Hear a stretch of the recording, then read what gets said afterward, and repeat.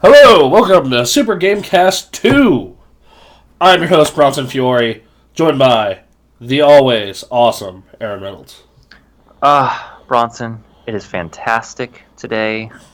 Not because it's today, my back hurts from work, and that part's terrible. But right now, I got a podcast arm for my microphone Ooh. instead of having this blue snowball like standing on a tripod, like on top of books or something to get the right height. So I'm like having to get in the right posture for it. I can just have this arm crane the microphone right to me, and I am in the perfect place right now. So I'm ready to podcast. How about you? So thankfully my desk is the perfect height for podcasting. You bastard. However, it is in a boot. Is it what? It's in a boot. Why is it in a boot? Because the tripod broke. Uh, So it's in a boot. I love that we were talking about, like, just a little while ago, you were talking about leasing computer parts. Yep. And we Here can't get we a are. tripod. Well, like, the boot works. Yeah, okay, you know what? That's fair. And I don't wear it, so... Okay. I use this boot that I didn't wear anymore, and I cleaned it, and I was like, all right, well. Some tech nerds would get, like, real mad at you knowing, like, the kind of mic that you're setting in a boot. Yeah, $200 microphone just sitting in a fucking boot. Hey, man, this works. Yeah.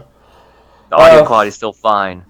Hey, so as of the day that we're recording this, I'm a year older.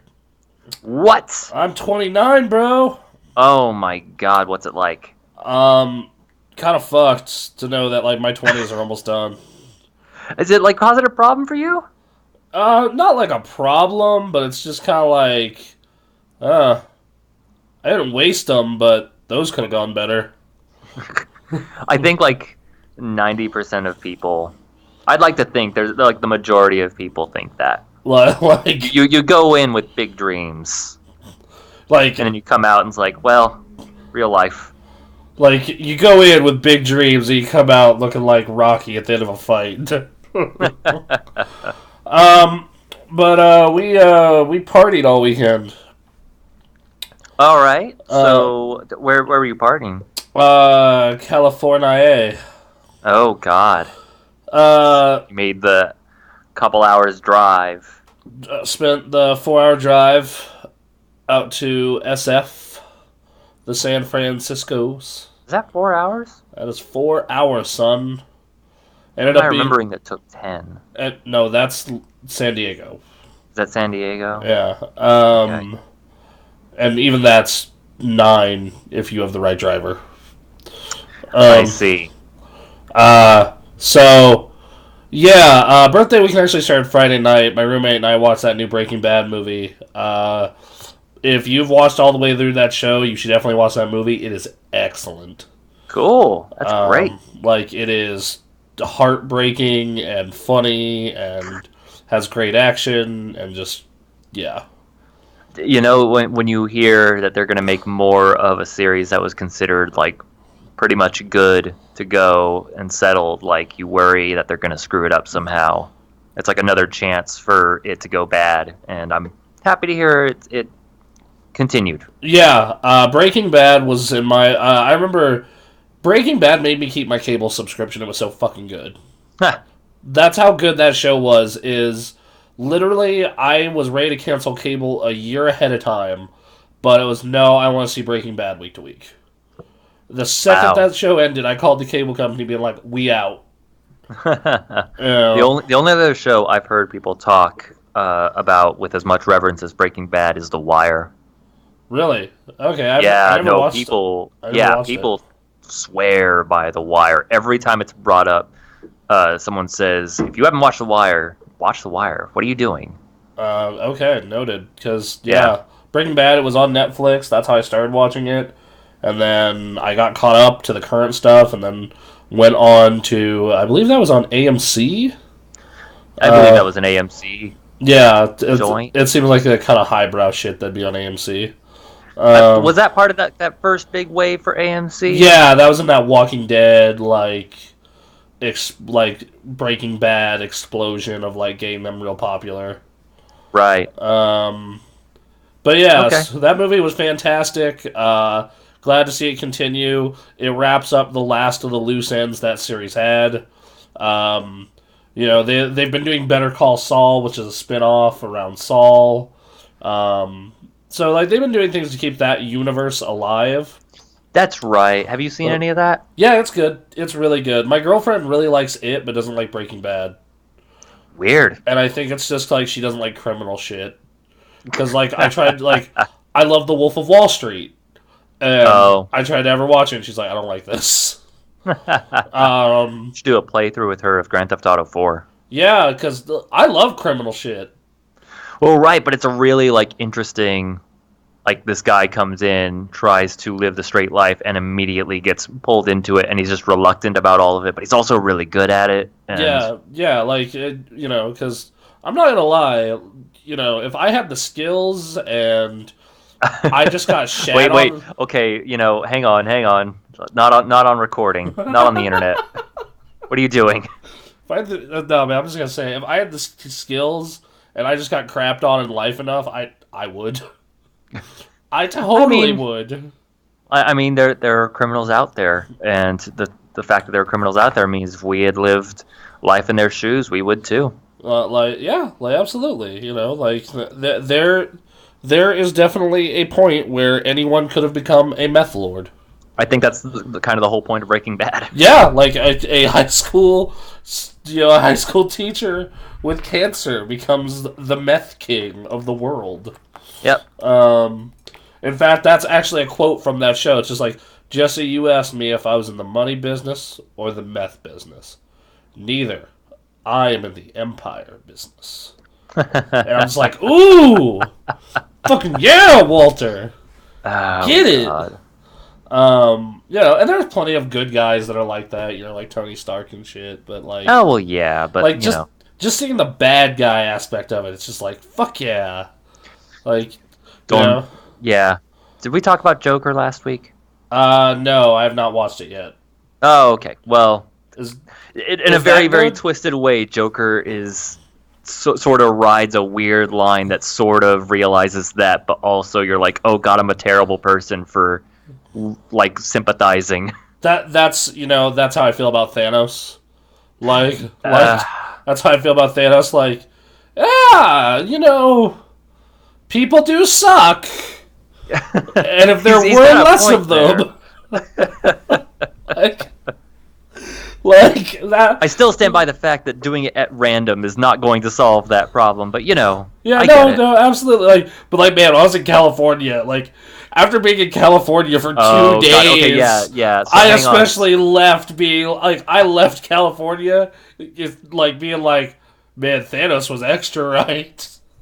Like, hang on, guys. We're not going back home just yet. I'm getting the gauntlet. Yeah, the Joker, spot on. You go to fucking a city like that for enough time. All right, you'll come out. Yeah. So you watched the Breaking Bad movie. Yeah. So then we bug bombed the house, which we had to leave the house for 4 hours. So me and my cat went to Starbucks, drank some. You and your cat went to Starbucks. Yes, because... Did you reserve a table together? Yes. Cool. No, so... What'd you get? I got... God damn it. I got a cocoa and a Danish. Because... Oh, okay. So we had to be out of the house for 2 hours, and then come back, air it out, and leave for another 2 hours. So I had to go find a place to basically loiter at for 4 hours. Starbucks is not a bad place to go. And I also needed to be able to bring my cat with me. Right. I explained the situation and they were like, okay, fine. So me and the cat just sat in the corner, nursing a cocoa, watching YouTube. Cool. For the first 2 hours, and the next 2 hours I took a nap in my car. All right. Yeah, so wake up the next morning bright and early, go to Ray's, shower at Ray's because my pilot light's not on because of the bug bombing. Right. Wake him up, go grab Jared, go to Jiffy Lube because my left tail light went out right before we left. Man. Well, it happens. They go out, man. Oh yeah, it happens. Then pick up McDonald's for them, Starbucks for me, because I have, due to that pulmonary embolism 2 months ago, I have to eat certain foods. And Did they say anything about coffee or anything like that? I'm just curious. I should avoid caffeine. Okay. I can have it sometimes. Okay. But this weekend it was no holds barred because fucking birthday weekend. Yeah, that's fair. That was it. It was just like I should have told him, like, as of when I get off work Friday until Monday morning, fuck my diet. So pulmonary embolisms don't happen in 4 days, right? I mean, to be fair, like, we were going to be eating in Japantown in the pier, so, Sure. It was going to be all really good, like, overly overpriced, fresh caught organic food. Yeah. So do the 4 hour drive, and we get stuck in traffic on the Bay Bridge, and this is where I just sarcastically go like, "Oh fuck, I love California." Because man, people are just cutting people off. Oh man, San Francisco, like, dude, yeah, dude, no, the traffic is so savage. It's because it's so backed up, and like if it's stopped for too long, if like you let a little bit of air in, they will put that front corner right in there. Yeah, no, I had to do that at one point. I'd be like, yep, you have to do it yourself. Like that's the thing. When I last went there, it was like you get stuck, and you're like, wow, these guys are asshole drivers. Just stick it in there, and then you realize you weren't going anywhere. It's like, oh, you have to become the monster to escape the monster. You have to become it. At one point, there was this like girl who actually let us through. Like, she actually stopped her car and let us through, and we all gave her a thumbs up outside the car, and then, like, we see her 2 lanes over later, fucking FaceTiming someone. These motherfuckers in traffic, not looking at the road, texting, fucking FaceTiming people, playing video games, reading books and shit, and I'm just making the best of this. And I'm just like, what the fuck are you doing? Look at the road! You're gonna kill us all! How fast are you guys moving? Oh god, we're maybe going 5 miles an hour. Okay, alright. But like, still, like, fucking pay attention. It's still moving. You're moving. Like, FaceTiming is a bit much. Put on a fucking podcast or an audiobook. Or like, like, for fuck's sake. The phone's one thing, but, like, for fuck's sake.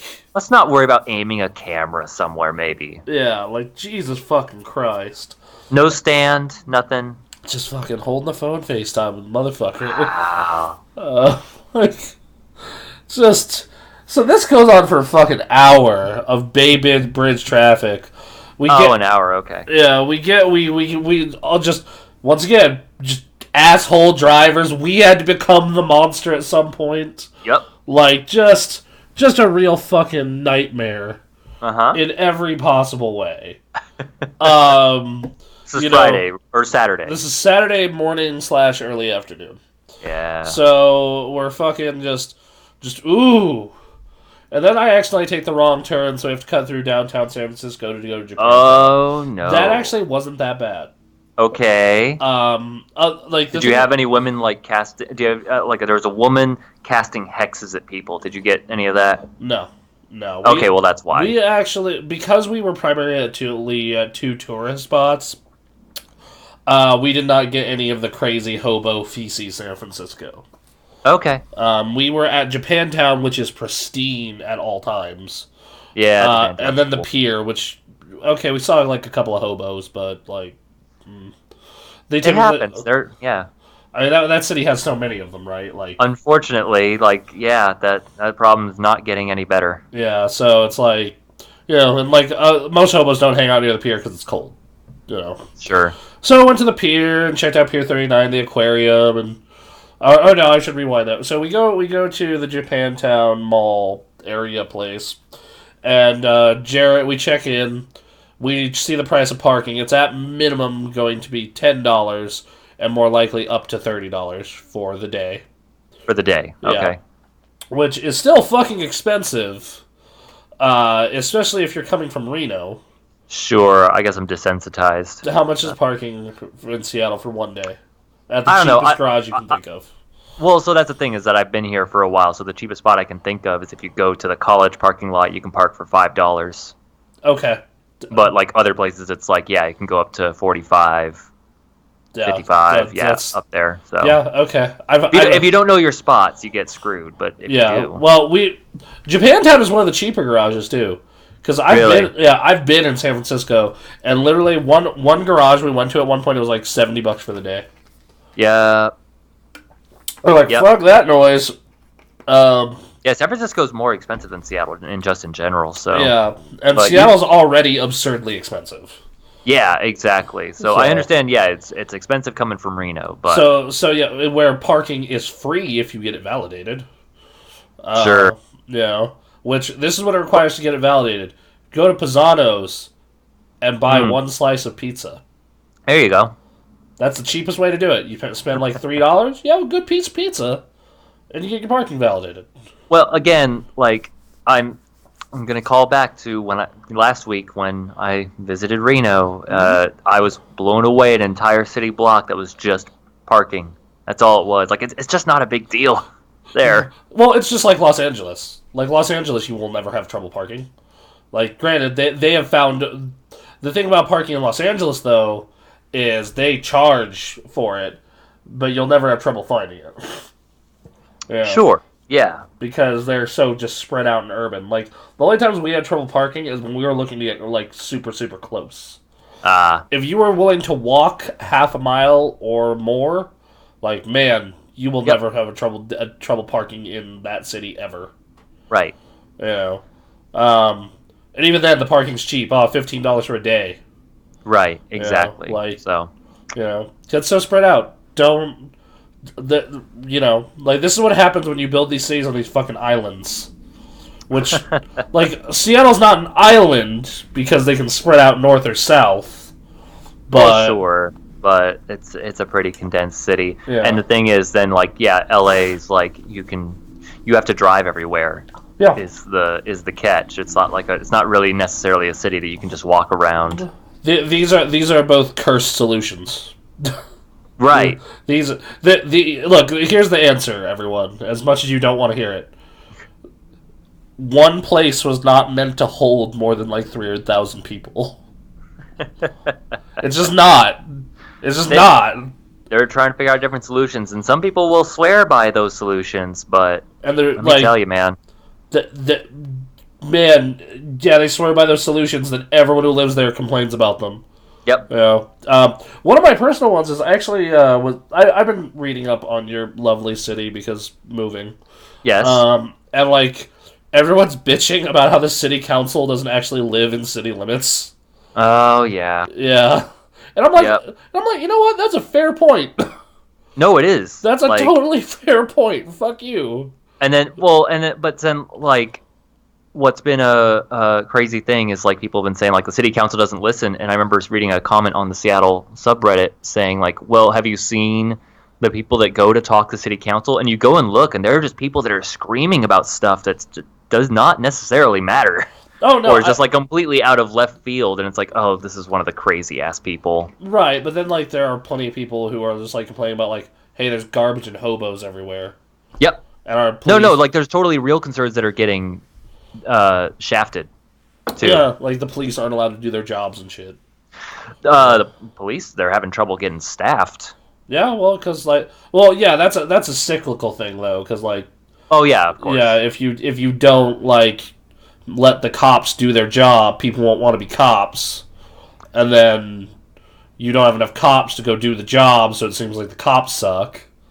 That is a multifaceted issue that we do not have the time or the expertise necessarily in this podcast. Okay, move forward. So, so we're in Japantown. Japantown, we had a great time. Spent way too much money. Spent $170 in Japantown alone. Oh, wow. I picked up those two. So this is what I picked up. I picked up 3 statues. I picked up Piccolo doing the special beam cannon. I saw that. That was a good one. Goku doing the Kamehameha. Just by himself? Well, no. Those were actually 2 separate figures. You framed them very well. Well, no. That's the special thing about those ones. They're tag figures. So you can buy them separate doing their moves, but you can also set them up together. So you can do. I see. So the second I saw those two, I'm like, and they were the last ones. I was like, I'm fucking buying these. Is this just a way to charge more for a single statue? Yeah, absolutely. But like the thing is, you totally can run those as separate Piccolo style figure. I mean, sure. Could. Like if I take Vegeta there, yeah, okay, it just looks like Goku doing Kamehameha. Yeah. But no. But if you knew that there was a second one, and it's like, well, I could just buy one, but now I feel this obligation, this subtle obligation that eventually, if not today, someday, I have to get the other one. Yeah, I was able to haggle them down on the Piccolo, though. You could haggle? What are you... Dude, you're in Japantown. Of course you can haggle. What? Where are you buying this? Japantown. No, where in Japantown? It's called, like, Sword and something. They sell a bunch of anime swords and shit, too. Okay. Anyway, you can't haggle a Japan video. That guy takes no shit. That guy won't even... I would expect no haggling, but That guy, like, won't even fucking let you take pictures in the store. Oh, God, okay, that's a bit much, but... Yeah, that guy does not fuck around. So that does make me, like, if I were living in that area, I'd be like, let's go check out what's there today. No one knows. Who knows what's in? It's a lot of really cool but really overpriced anime Blu-rays and plushes and wall scrolls. Oh, okay. You can, however, get a bunch of imported kung fu movies and shit, though. Oh, okay. Yeah, and they also have an adult section, which is just all hentai. Well, of course they would. So yeah, I actually nearly didn't get the Goku and Vegeta because there's one from the original Dragon Ball of when Piccolo was fighting a Team Goku. Ooh. But they did not have the Goku. What? So I was just like, and then that Goku Vegeta one was too good. I saw that and it was pretty damn good. Yeah, like that scene from that Broly movie. Yeah. I mean, there are a few scenes from that Broly movie I was thinking of when you... Yeah, I asked them if they had a matching Broly, but they were like, nah. And I'm like, okay. I'm already spending $100 at your store, so... You've already spent a lot on these statues. I should shut up and leave. Then I picked up my girlfriend a plush. That's all I'm going to say, because she might listen to this, and I'm not seeing her till this weekend. Oh, God, okay. But it is a plush of some kind. Okay. Then there was, and then we went to the book/manga/CD store. Cool. And I nearly just bought like $400 in soundtracks. Jesus Christ. But I showed restraint and bought one. Okay, what was the one? Nier Automata. Oh, cool. That soundtrack is fantastic. It was $44. It was the only one that was not cheaper on Amazon. Okay. Because like Persona 5 was there, and I was like, need, but then saw it on Amazon for $20 cheaper, and I was like, I can. Oh, okay, yep. Yeah, same thing with Splatoon and Zelda. Yeah, you just planted a seed in my head. Like, I should get some. I need to collect the Splatoon soundtracks and just have those on loop. They are $40 a piece. Holy, oh my God! Okay. The thing is, these soundtracks have a lot of fucking music on them. Like this Nier soundtrack has. Hold on, let me crack this bitch open. Yeah, there's a whole giant ass book. Books are cool. Is it just like lyrics? Yeah. Okay. Lyrics and who arranged it and whatnot, and it's all in Japanese. It's not like an art book kind of thing. Yeah. 12. Let's see. 12, 20. So this is across 2 CDs too. So, okay. Yeah, they had a Breath of the Wild one that was 5 discs. Oh my God! Was there that much music? Yeah, and it's $70. I thought about it compared to the other soundtracks. That's a deal. Yeah, I thought about it for a long fucking time. I was like, yeah, I'm sure. But no, they had the Dragon Ball Super season first half and second half soundtracks as well. But I withheld all of those. I was like, okay, I'm gonna get Nier because Nier is the only one that's not cheaper or the same on Amazon, and it's also like an amazing soundtrack. Like, I'm gonna pull up the Square Enix store, because it might actually be cheaper than on there, too. That's the one place I remember I, like, didn't check and was like, crap! Right. The figures I just bought, I price checked them later. Piccolo, I broke even. I paid too much for Goku. Vegeta, I got a deal on. So I So you broke even on the Goku Vegeta. Yeah, so I just kind of considered a wash at that point. Fine. So let's see. We're gonna go to the Square Enix store. Probably they have a sale going along. Looking for soundtracks. Let's see. You can get a Final Fantasy VII Jazz soundtrack for $30. Oh, you can get the music of Chrono Trigger for $35. Okay. That's... Look, man, if you want to talk about, like, my favorite type of music, it's like, it goes classic rock and then video game music. Video game music is something else. Let me tell you. Like, I will completely, let you know, like, just video game music is... Because it's, like, so diverse and catchy, and it has to be catchy because you listen to it for, like... Think about, like, how long you play Chrono Trigger for. Like, a playthrough of that game at minimum is, like, 25 hours. Right? Right. Yeah. And you listen to that battle theme, like, once every 10 minutes at least? Well, that's the thing about video game music is that it's not just, a song that you listen to occasionally. It's like it's tied to an adventure across many, many hours in a video game at a certain point of time in your life. It can be very nostalgic. Like, there's no traditional song that has the effect on me that Halo 3's theme has. You want to know what's a really interesting one for me? It also has the reverse, though, because I'll listen to music while gaming. Sure. And if you want to... Yeah, okay, so I paid $40 and it is $35 on the website, but Japantown, you don't pay tax for some reason. I forget why. So, figure in tax, I probably paid $2 more than I should have. But I also got and shipping, so yeah, I probably did do a little better. Oh my god, you can buy all the Kingdom Hearts music. Oh, this is a bad website for me to be on. Yep. Yeah. So, but no, like Chrono Trigger, for example, the reverse thing first. So, like, for example, Killzone 3. Or, sorry, not Killzone 3. You want to know what music I associate Killzone 2 with? Huh. Journey. Oh, yeah. Because on Spring Break, that game was one of the few PS3 games that had custom soundtracks. At the time, I was listening to a bunch of Journey and playing their multiplayer and just running that music over and over and over and over again. Yep. And then playing that game. So now I think Killzone 2 actually has some great music. Oh yeah, it's just not if I remember correctly. Well, yeah. But what's interesting is that I think like modern video game music sometimes is not. It's more orchestral and doesn't necessarily catch my ears sometimes, depending on the game. It depends. Yeah, it does depend on what it is. Like Persona 5 isn't orchestral at all. That's why it easily catches.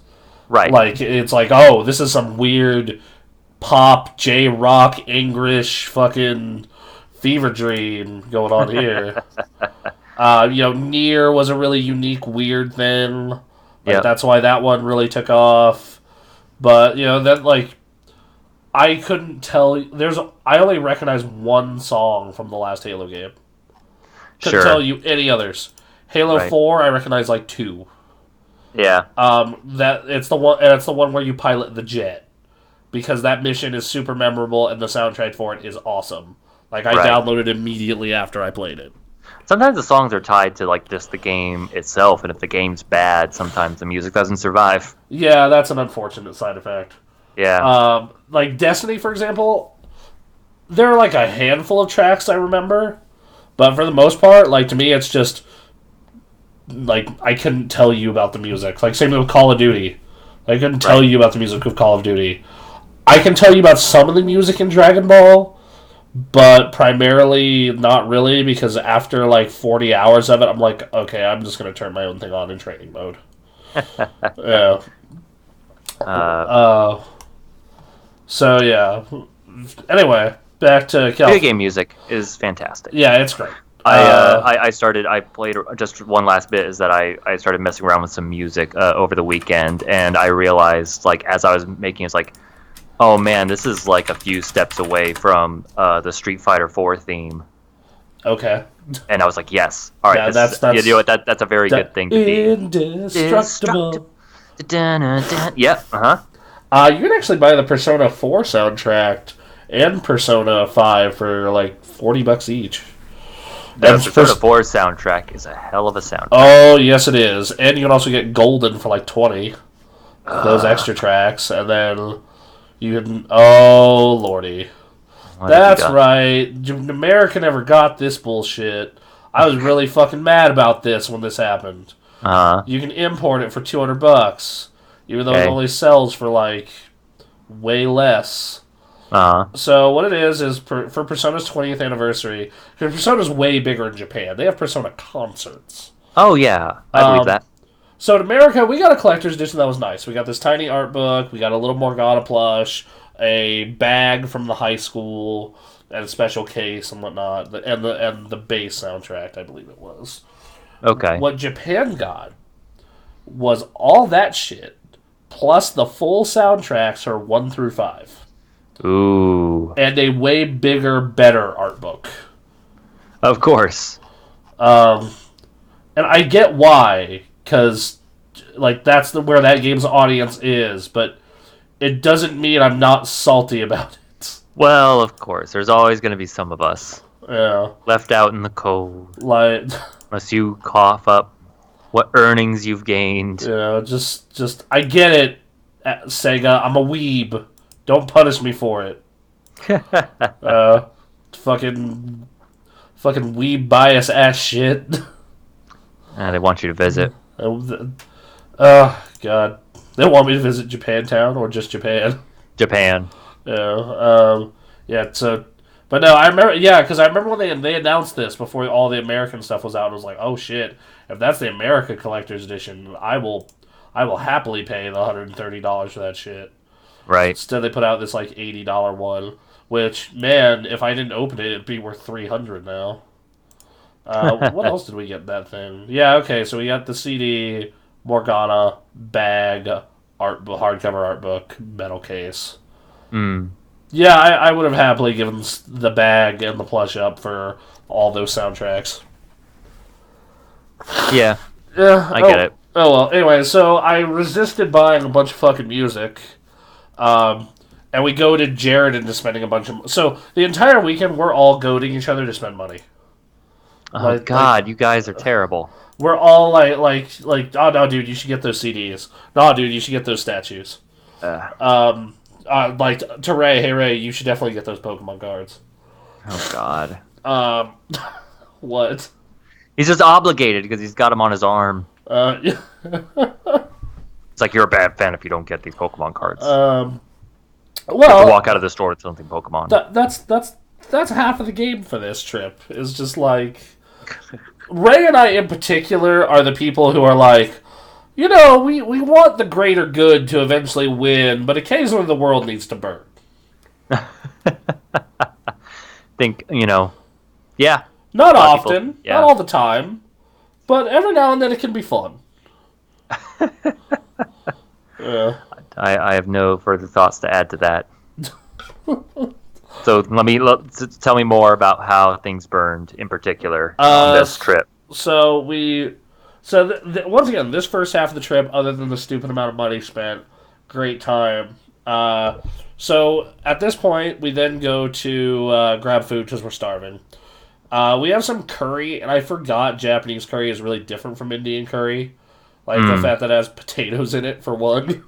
Okay. And the fact that it's more of a stew than it is like a sauce. Yeah, so had that, had some shrimp tempura, they had ramen, and we go and we're gonna go get dessert and then go grab Nicole's gift. because I wanted to check out all the stores before I committed to getting what gift I wanted to get her. And I'm like, okay, I'm going to get her the plush from the place. I go, and on the way there we stop, and Ray gets this, like, ice cream mochi drink. And then I grab frozen yogurt because I'm a sane person. Because here's the thing about, like, eating at, like, any international place, international country, new country. Don't eat something that's just random that you don't know what it is. I mean, that's how you find out if you like it or not, though, right? That's also how you get bean ice cream. Look, man, it's a story to tell. So And they spent the money, not you. Yeah, so I go. So Ray's like, so he has Jared try it, and Jared's going, what? And Jared just doesn't like chocolate. So I'm like, okay, he tried this. Oh, okay. Well, he tried the chocolate part of this thing.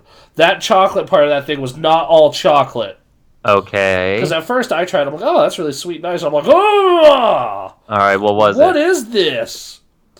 Okay, so it was this. So the bottom green part is like this green mochi slushy thing. All right. But then the top half is like chocolate and beans. Beans? Like baked beans. They literally had baked beans in it. I don't know if it was baked, but it had the same texture because because when I bit, I was like, is that the texture of a baked bean? What the fuck?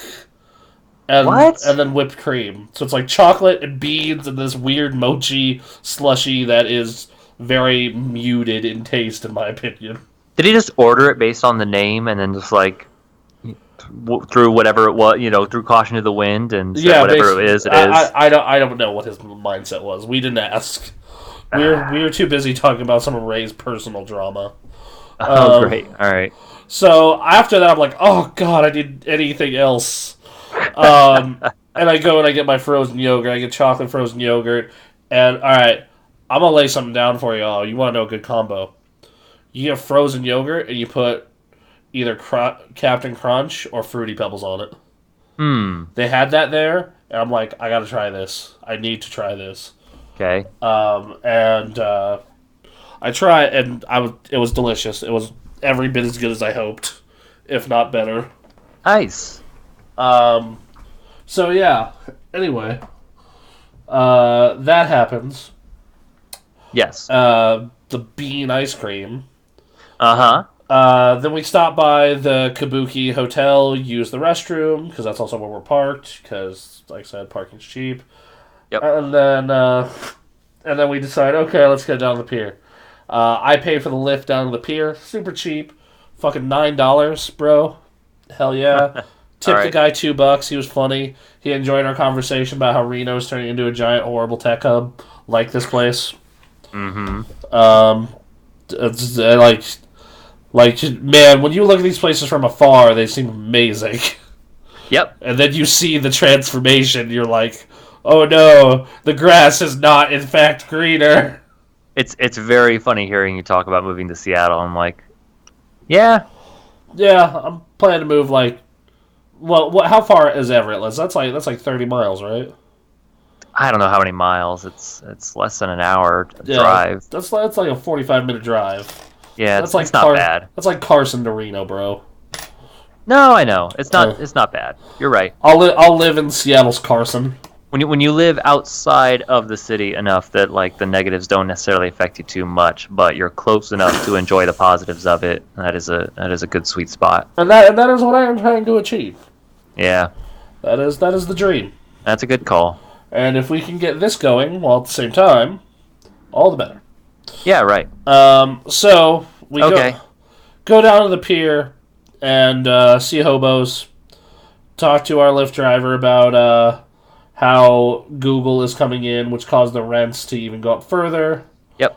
And about how the Ray's commute is going to be 1,000,000 times worse, because there's only one roadway out to that area, and it's already slammed because of Tesla employees. Oh yeah. So now there's going to be another facility that's just as big. Yep. With Google employees. Uh-huh. One road, baby.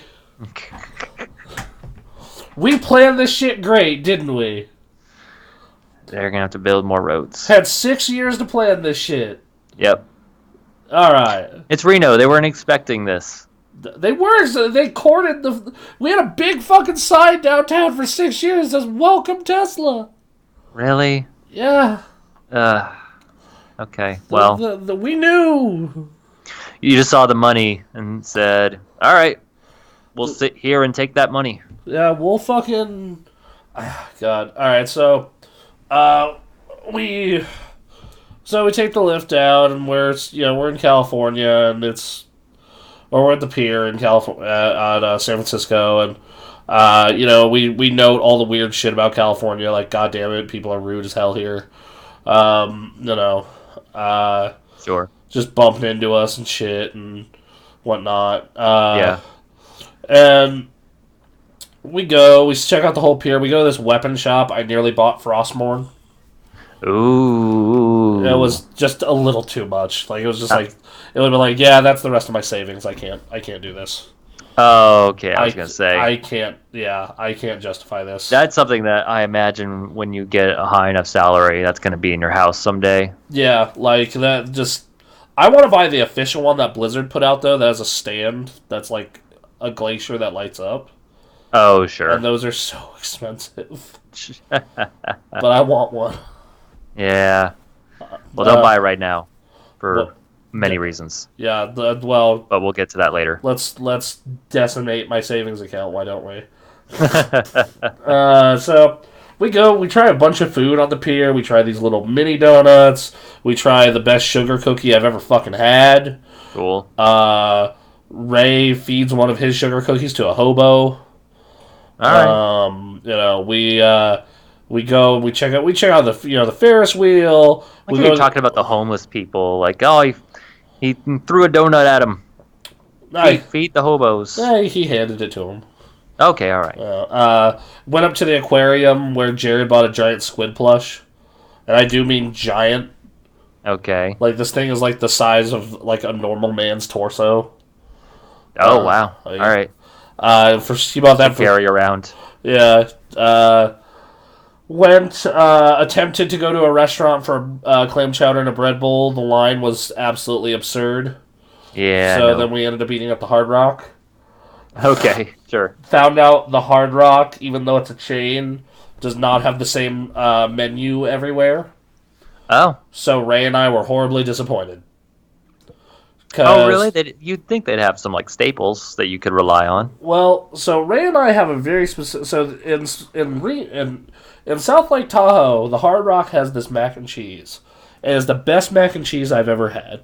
It's the best mac and cheese Ray has ever had. We will literally drive the hour and 15 minutes to South Tahoe just for this mac and cheese. That's how fucking good it is. Okay. And if you know me, I hate driving 15 minutes. So think about that for a moment. Yeah, sure. So we go ahead and we order their version of it. It was good. It wasn't the same. So they had a version. They had a mac and cheese. Okay, but it wasn't. There's no standard. Yeah, it's not the it's not what you want. Okay. It's not the delicious bread chicken concoction that we're used to. That we're used to getting. All right. So, have that, and we get our Lyft driver. We look at what our Lyft driver is driving. He's driving a Prius. And a small Prius. Yeah. It's a Lyft driver. All right. Well, let me paint you a picture of what I look like, for those of you who don't know. Oh. All right. I am 350 pounds. Okay, and I'm stout on top of that. Yeah. All right, this is like a 350-pound bag of cat food sitting in your car. All right, I'm in the front seat. You have Jared and Ray in the back. Ray's a kind of skinny, lanky dude. Jared's kind of just average across the board. A little bit, maybe a little heavy, but not much. And we get in the car, like, at first it's fine. But What does San Francisco have a lot of, Aaron? Hills? Hills. Yeah. Now let's see that little tiny Prius electric fucking motor, hybrid motor, carrying our asses up hills. This dude has the pedal to the floor, and we're fucking just sitting there. Dude has the pedal to the floor. This Prius, it's going for its life. Like it's like this Prius is trying to turn into a Super Saiyan, and we're going 7 miles an hour. Yep. No. Yeah. Uphill. Those hills are mean. Like over there, so I get it. Yeah, like any other car, would have been fine, but like, and like this dude is like trying to find the less steep hills. Yeah. On like, he's just like, I'm sorry, I may have to refund you guys because there's no hill I can get to Japantown that's not as steep. Oh, that sucks. So like 40 million turns later, he was a good sport about. He was a nice guy. We still gave him 5 stars and tipped him, but it was still just like, oh my god, yeah, are you serious? Yeah. Like, and here's the thing: I did not fit well in that Prius either. Sure. Couldn't put on the seatbelt. I'm sitting here up front, like just it like just. I look like I don't belong in this car. Bronson. What? Just what? Nothing.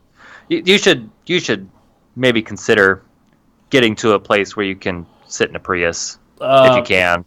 Well, that's it. Well, I'm down 11 pounds since my hospital stay. Well, that's good at least. Yeah, like it's. I'm working on getting to that point. That's why I'm on the diet. Yeah. It's just that I've gotten to this point right now. I currently cannot fit in a fucking Prius. All right. I can barely. Well, just don't break this person's car. I can barely fit in a fucking Nissan Versa. So. Yeah. No, I get it. Anyway. All right. So you made it. We made it. This is where the fuck California parts begin. Oh, okay. Well, not any. Well, more so than normal. Yeah. So we get onto the freeway and drive back, and people are cutting us off. We're cutting them off. Da da da da. We took an alternate route to avoid tolls, and it's like this country road, and it's the middle of the fucking night. And we notice this blinking light. We're like, "What the fuck is that?" And I'm going 58 in a 45. Okay. And we notice what this blink, and like we know, like the blinking light just fucking flashes, like boom, boom, boom. And we notice like it has a speedometer on it. We're like, what the fuck? And we're like, oh my fucking god. Yeah. Do they have those in Seattle? No. No.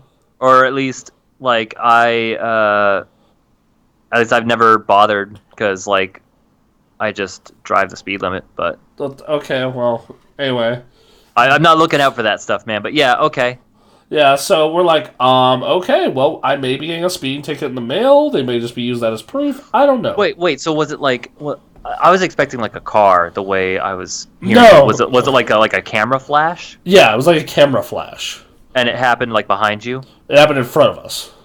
It happened in front of. It happened in front of us. In Seattle, it happens behind. Yeah, it happens in front of us. Well, it's probably to avoid shit like what I'm about to talk about. Okay. It happened in front of us, and it says my speed limit. I'm going 50. I'm going 58 in a 45. Yeah. And I'm like, oh shit, am I gonna get a fucking ticket in the mail? Yeah. Really? You think so? Yep. Probably. I mean, if it was like a full-on camera flash, like white. Yeah. Yep. So the only thing that might save me, and it's if it was dark enough and the angle was shitty enough, is I only have my license plate on the back. Okay. That's legal in Nevada. It's legal in Nevada. Yeah, well, they don't care in California. Like they have to, my license plate's in fucking Nevada. Like it's like no, you have to accept my state's law. That's where my license is. I don't know about that. That's totally true. But isn't it their roads? No. Like the way your driving shit works is you have to accept the license and license conditions of the other state. Which in my case, that's only one license plate. So. Okay. I might have gotten lucky there. Okay. You haven't received anything yet. It's a little early. Yeah, like, granted, it's only a couple days. We'll find... Yeah. If I we'll come back out. in 3 weeks, like, next motherfucker. Week. Tune in next week, everyone. To find out about Bronson's parking drama. So, we go... All right. We go, and now we get out by Colfax, and we're flying. We're listening to Metallica. We're fucking going. Because it's empty roads everywhere, as far as the fucking eye can see. No one behind us, no one in front of us. You could have been fucking, like just the perfect area for a murder, in all honesty. Like, literally, we went like 50 miles, didn't see a goddamn soul. Sure. And, we're going 88 at this point because I'm like, okay, I want to slow down and just kind of chill for a little bit because we were going like 100, 110. Okay. And we're going fucking 88, and at first we see a quick flash, and I'm like, okay, maybe it was nothing. And I slow down even further, right? I slow down the speed limit, but I notice this car is following me for a little bit, and we're like, oh fuck, is that a cop? Mm-hmm. Is that a fucking cop? Mm-hmm. We're like, oh no, man, we're fine. Okay, he's right behind me. He's been following me for like a minute, so like we might be okay. And then, woo! Yeah. All right. Pull over. Man. And Ray, being the agent of chaos that he is like, you should cue up the cop soundtrack on your phone. And I'm like, I'm not gonna fucking do that. I'm sure he would have chuckled on the inside, but he wouldn't have. I mean, there's a comedian that actually did that who got, like, because the cop thought it was so funny, he let him get away with it. Right. Entirely depends on the cop. It depends on the cop, which this guy seems like kind of like not the type who would do that. Like, he seemed nice. Like, he was very friendly face and whatnot. Like, he goes up to the window and he's like, is there any reason you guys know what I caught you guys going at? And I know, I fucking know, but I lie, and I'm like, 75? And he's like, no, you guys are going, you guys are going 88. And I'm just like, oh, I'm sorry, officer. It's just like, okay, you can get your stuff and hand him the stuff. And he's like, any reason you guys were going that fast? And, I mean, what am I going to fucking say? Metallica? I wanted to get to my destination faster. That's the only truthful answer. Come on. Like, I have three things running in my mind. Like, oh man, look, I'm on these blood thinners. I forgot I'm trying to get home quick and take them. Okay. That's the first thing that runs through my mind. I don't know about that one. The second thing that runs through my mind is the smart-ass answer of Metallica. Which, I could see that. That's a true answer. Yeah. We were listening to Battery. Oh, God, okay. Yeah, that's a song that makes even Anthony Toss speed. Yeah. And then the third answer was like, I'm sorry, officer, I don't know. And, he goes and runs my stuff, and he's like, I'm going to have to issue you a citation. It has no answer in me. Like, he's like, well, the price isn't on the ticket. It's on the ticket in Nevada. And like, yes, in Nevada, it is on the ticket. Right. They let you know, because this is not a, first off, I'm already mad about the camera thing. That is some 1984 fascist-ass bullshit.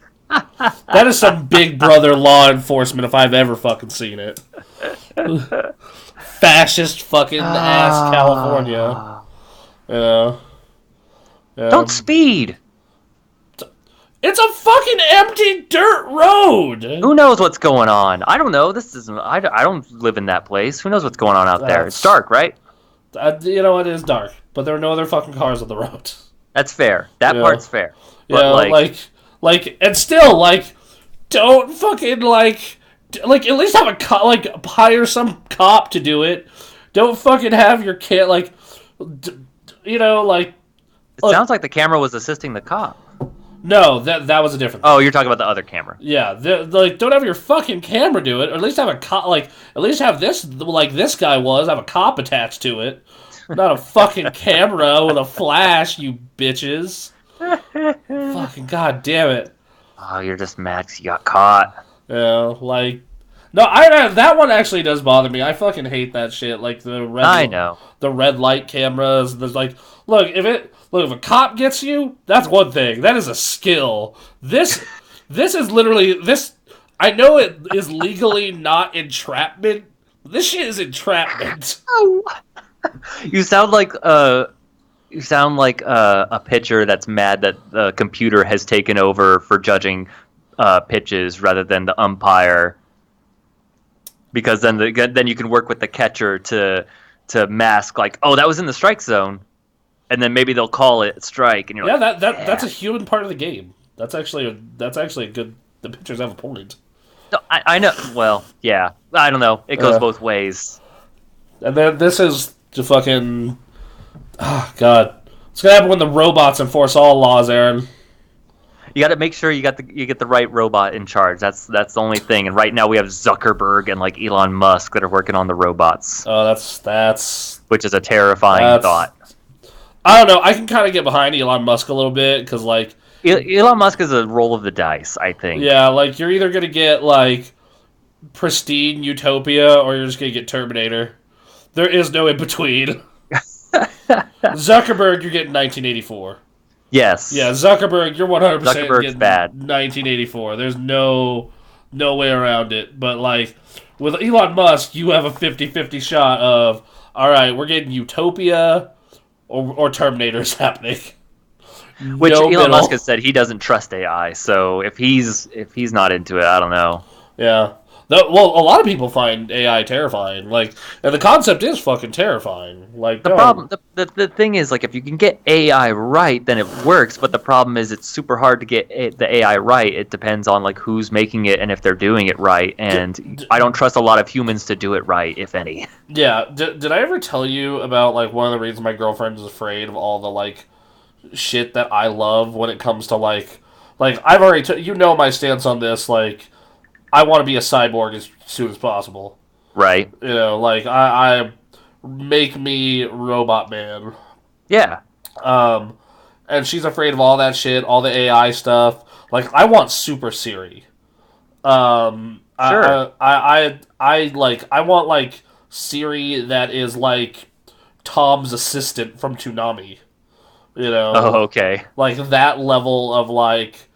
hey, check all this shit for me and do this, you know, etc., etc. And she's like, yeah, no, all that shit has terrified me since I was a little kid because I saw that movie Smart House. Oh, God. And, like, I saw that movie Smart House, and I'm like, and my thought process was, man, if you get the bugs iron out, that's the coolest shit ever. That's the problem, though. You gotta get the bugs iron out before, like, it all turns really bad. Yeah, so... That's the whole 2001 Space Odyssey thing. That's another movie that, like, I understand the negative aspects and the possible side effect, but for even a chance at the working version, I'm willing to let the nightmare happen. This is the whole, like, Tesseract dilemma of, like, burying it in the ocean, because, like, Samuel L. Jackson just turns and says, we are not ready for this yet. If we try to take advantage of this now, we are going to screw this up. Yeah, and I'm over. We have to wait until the right hands come along, and we do not have the right hands right now. Yeah, and then Thanos came along. And I like how I got you to almost say it. No, wrong. No. Fine, and then Tony Stark came along, I guess. He just undid. All right. Thanos stuff. We were just back to normal after that. All right. I mean, like, all right. Which Avenger would you trust with it? Captain America. Really? Why not? What's wrong with Captain America? Okay. All right. I don't think he would have much of an imagination with it, but I think he has a good heart. So you and I have very different answers to this. Like, I'm like, who has a chance to build the biggest utopia? You're like, who has a chance to fuck this up the least? That's basically where I'm coming from it for. I like dreaming. I certainly do. But you know what? That's like the message of all of those AI like fiction bits is like you aim for the cool stuff and you don't worry too much about the bad stuff and it happens. You want to know who I had to give it to? Ant-Man. Interesting. Why? Because he is actually... his response to time travel would have been exactly mine. So Back to the Future is just a bunch of bullshit? That man gets it. That man got it. He woke up and he heard all the bad stuff. And he's like, no, we need. I may have figured out time travel. God, that's a damn good movie. That is a good movie. It's my second favorite movie of the year. What's your first favorite of the year? Joker. Really? Wow. Yeah. I've heard such mixed things about that film. That is a movie that deserves mixed feelings. That is the most mixed feeling movie I've ever watched. My favorite movie of the year is Broly. That was a good movie. I loved me some Endgame. I loved me some Far From Home. Yep. Aladdin was okay. Okay. I'll let you know how good Lion King is when Amazon lets me rent it. Okay. Me and the girlfriend are probably going to see Joker at the end of the month. Yeah, good luck with that. Yeah, so... I have the expectation that you're not going to like it. Okay, so I'll run you by who my favorite Jokers are. Okay. And you determine if I'm going to like this movie. I mean, I already know what number one's going to be, but everyone has the same number one. Mark Hamill. Yeah. If that is not your favorite Joker, the answer is you are wrong. Okay. Well, so that's the thing. Joker complicates this answer for me. Because I really like this interpretation of Joker, but it's not like you can't compare it to comic book Joker. Okay. You can't do it. It's weird. Like okay. they're like talking about like, well, do you think they'll get Phoenix back to do Joker for like Batman movies? It's like I don't see how a Batman movie really gets made. Someone spoiled to me the ending though, where they imply there's going to be a Batman movie off of this. Man, I mean, it's possible they could do something, but I just don't know what they do. I have a theory of what they could do, but like it's comics, they'll write around it. You can't write around it with a movie like this, or else it like diminishes the movie in my mind. All right, well, outside of Mark Hamill, I would say it goes John DiMaggio. He did the animated Under the Red Hood. That's right. Okay. Jack Nicholson. Jack Nicholson's a crazy one. And then last would be Heath Ledger. I really enjoyed Heath Ledger. I gained an appreciation for Heath Ledger when I got older. Maybe that's why I think you're not going to like the Joker version, because it's not like Heath Ledger's Joker, but okay. Well, it's certainly, Heath Ledger's Joker, I like it as an adult, because as an adult, I gain some of his perspective. Right. Like, society kind of sucks. I mean, right. What it if kind of gets to the core of what the Joker's about. Yeah, like he just gets to the core of just like, society's kind of shit. I mean, I'm a piece of shit, but I'm openly the most piece of shit. Well, that's the thing about like the more realistic takes on Joker. It's basically just the Killing Joke. It's just I am the result of a bad day, and you can become me. Speaking of takes on those characters, you want to know what take on Batman I fucking used to love but I can't stand? Okay. Badass Batman. Like, Dark Knight Returns. Like, that kind of shit. Like, where it's just like, he's even dark and broodier! And he kills now. Oh, yeah. It's the comic where it ends where he fucking gets all the mole people out of Gotham and then fights Superman. Yep. And murders the Joker with a gun. Yeah, I don't know about that. Yeah. By the way, everyone, if you're wondering why I sound a little weird this week, I am catching a cold. Oh, no. Yeah. So... Well... All right. Well, back to the story. So get that. Yes, where are we at on the story? Get that lovely speeding ticket. Yes, that's right. And this all piles on between the fascist camera speed trap. That's literally a speed trap. That's literally what that is. That's what it is. Yeah, like even those are illegal. They have found a legal way to make a fucking speed trap. What kind of bullshit is this? I'm gonna fucking I don't know. I'm gonna make it some way so you can't photograph my license plate. I'm gonna figure out a way to do it. I do think that they need to do what some roads, at least I think some roads do in Europe, where they allow like some straight stretches of road. You just go like way above 100. Yeah, like the Autobahn in Germany. Yeah, exactly. I think there are areas of the U.S. where it's like, come on. Yeah. Oh, well, yeah. Like every trip to Vegas ever. Like Yeah, and notice cops do not stop you there. right. Like. Because who wants to be between those two places? Yeah, like every time I've had to drive to Vegas, motherfuckers going like 90, and like the only time the cop stops you is when you're near one of the like towns in quotes. Right, and between. that makes sense. Yeah, oh yeah, it absolutely makes sense. But otherwise, But otherwise, it's like I totally get that aspect of it. yeah, it's just like I spy with my little eye dirt. Damn it! How'd you know? Because you said rock last time. That's all that's it. That's all that's out here. This looks like Fear and Loathing from Las Vegas, that opening scene. Yeah, it's looked that way for the last 8 hours. Exactly. Spot on. Man. Spot fucking on, buddy. Anyway. So, moving forward. Yes. So yeah, and at this point, I'm done. I'm super tired because I slept like crap the night before because we were up late. Cool. Piled on with the terrible people, the bad drivers, of which I am one. Had to be. I'm a bad driver in general. Then you pile on California. Oh yeah, no, I get. You turn me to even more of the monster. Then on top of all of that, I get one ticket from entrapment. One from fucking. One from a cop on, I feel like look, I get it, the law needs to be the law, but the law needs to be contextual sometimes, man. It does. I'm saying, like, I'm on an empty fucking road that is just all downhill at 12:05 at night. Right.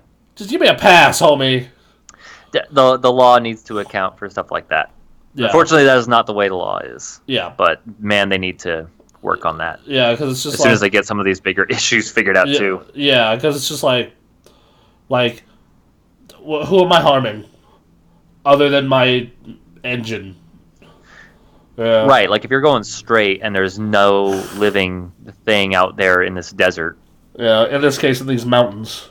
Or mountains, yeah. Like, dumb as hell.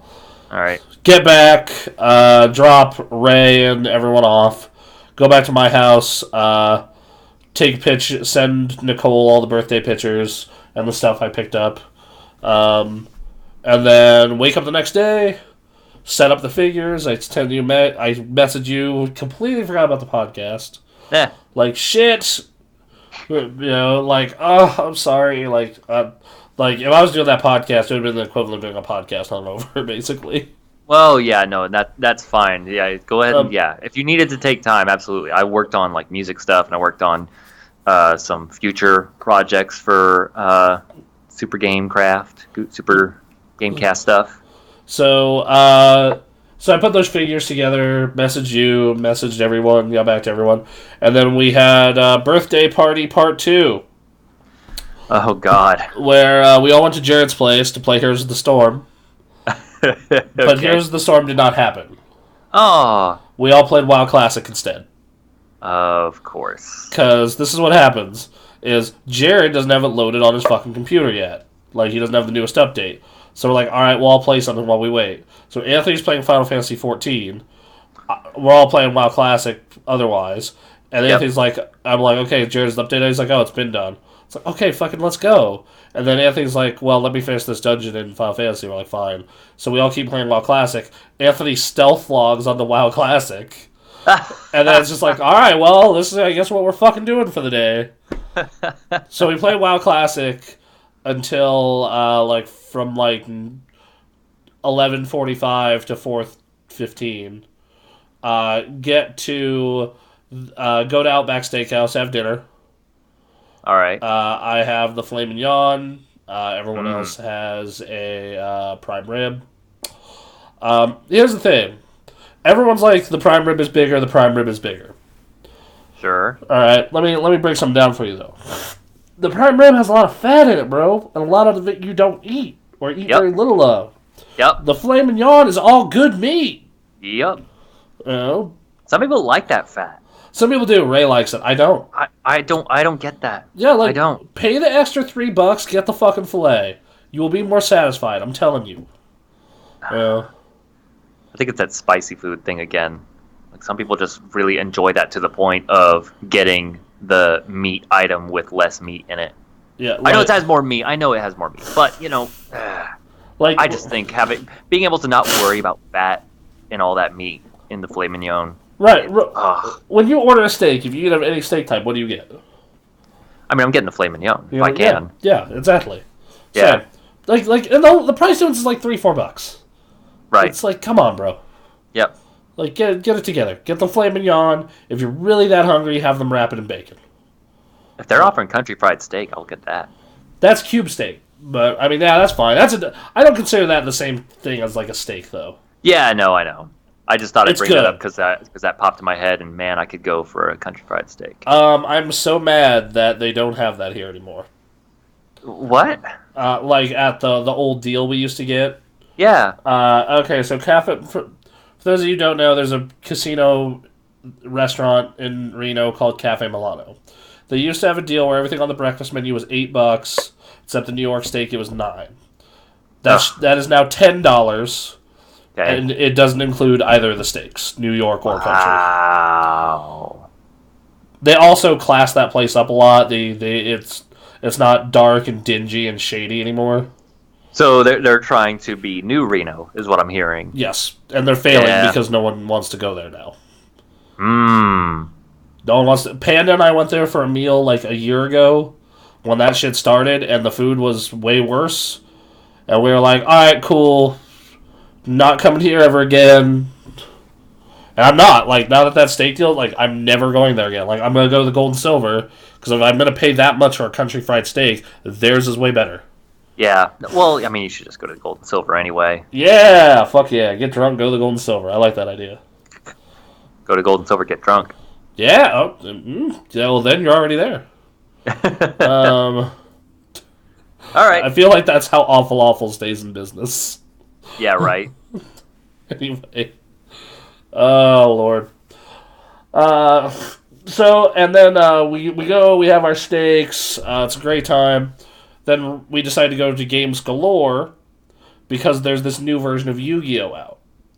Where it's like baby's first Yu-Gi-Oh! Where it scales back to the rules to being more like the TV show.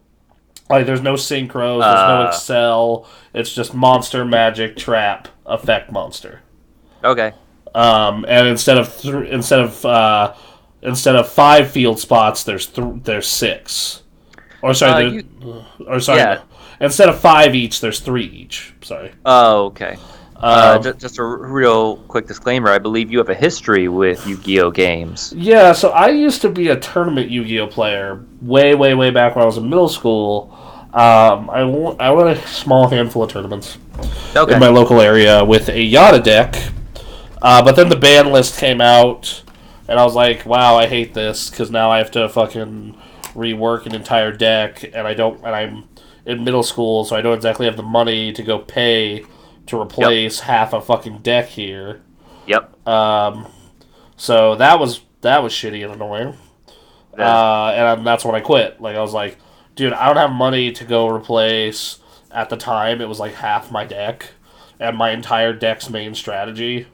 They banned like half your deck? Yeah, because I was running a lot of really OP shit. So I was just like, all right, cool. Yada's out. Chaos Imp's out. Regeki out. All this shit I'm using out. All right, well, cool. I'm out. I'm banned. I am not going to pay. First off, I'm not going to go look up a new meta that I like, and I'm not going to go pay to fucking buy all these goddamn cards I need to make a new meta deck. So fuck this. Yeah. And then I thought, like, man, I can go back to it. I can go for a good card game, because fuck learning Magic at this point. And so I go and I try to learn it, but all the shit they have added to it since I stopped playing has made it insane. Really? It's like, I summon this monster, who synchros with this monster, but he's to make this, and he's an Excel, so it makes this, and it's turn 2, and I have a 2900 attack monster who can attack twice. Jesus Christ. Like, just power creep hit that game like a fucking nightmare train. Wow. And it's just not fun anymore to me. I wonder how long those matches go. Not long if the video game, because like I got back into it through the video game. Like that's how I was gonna start dicking around with it. Okay. Let's see, Yu-Gi-Oh. Just gonna look up Yu-Gi-Oh. Yu-Gi-Oh.com. Okay. So like, you know, like. They announced this new thing based on the phone game Duel Links, right? Okay. And and I was like, oh, that's perfect. Only going back to 4 card types like back in the day. That like perfect, great. Love this idea, right? Yep. And so we boot it up. We buy. So the starter deck comes with 2 starter decks. One for Rex, one for Weevil. Oh my god, okay. I love that. You gotta love this already, right? I'm not a boy. Yeah. I'm a dinosaur. Uh-huh. I ran the Rex deck. Cool. So the only change is each side gets skill cards. And the thing about skill cards is they're bullshit. Okay, how? Like, oh man, let's fucking summon fucking hey, let's go ahead and summon that there perfectly ultimate great Moss on turn 2. What? Lol, yeah. What? Yeah. That seems like a perfectly good way to wreck a game. Well, no, but it's not that ridiculous, but it is pretty, like, for example, like Rex's one, you can choose one that makes his Serpent Knight Dragon unbelievably badass, or another one, or one that gives all dinosaurs an extra 300 attack, 300 defense. Oh, wow. That stays on the field permanently. Oh my god! Yeah, wow, okay. it is a real rough one. So there are 2 other starter decks that just are not for sale right now. Like we couldn't find them. Okay. One of them is based around Kaiba, Joey, and Mai. The other one is based around Yugi, Ashizu, and Pegasus. Wow. They're $10 each, and I cannot find them anywhere, even though they only came out this year. Huh. Because I really want the Kaiba one. Sure. Because Kaiba was a fucking G. You know, he had Blue Eyes White Dragon. Kaiba had like literally all my favorite cards, almost always. Okay. Like guaranteed. That motherfucker always had my favorite cards every single time. That motherfucker had Vampire Lord. That motherfucker had it was him and Joey. I did not like a lot of Yugi's cards. Like yeah. Like straight up was not the big fan, but that there you know, like that, you know, so I mean, that was the thing, was like, you know, put Kaiba, you know, threatening to kill himself so that he can win aside. I enjoyed Kaiba because he had, you know, I just enjoyed seeing what he drew and how he played. Yeah, and like his strategies were always just savage as fuck. They were crazy. They were always just like, yeah, I'm gonna fucking, like, on turn 3, I'm just gonna have 3 giant fucking dragons out here, and you're gonna get fucked. Which sounds like a skill card thing to pull that out like that. Yeah, there's actually a structure deck. I'm not sure how old it is. I'm gonna actually look this up. Called Saga of the Blue-Eyed Wise Dragon. And it's like a starter deck all about, like, hey, this is about playing Blue Eyes. Hell yes. And I'm just like, dude, no, there are still, like, Yu-Gi-Oh! Is, at this point, the most broken card game you could ever imagine. So I found these 2 starter decks on Amazon. You can actually get them together for $18. Okay. Just I don't want to like it was fun to buy a starter deck and dick around for a weekend, but I'm probably not gonna deep Sure, dive it on was this. fun for a time. Yeah, it's like there's a fun thing to do for the day, Yeah. but not something I'm gonna keep throwing time and money at. God no. Yep. But when did this structure deck come out? I'm curious. This Legend of the Oh wow, this is old. This is Okay. old.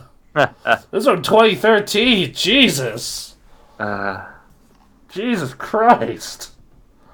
Then they got one from 2016 based on Yugi and Kaiba. They're another that like they keep putting out like Yugi and Kaiba structure decks every couple of years. Well, yeah, putting their face on it.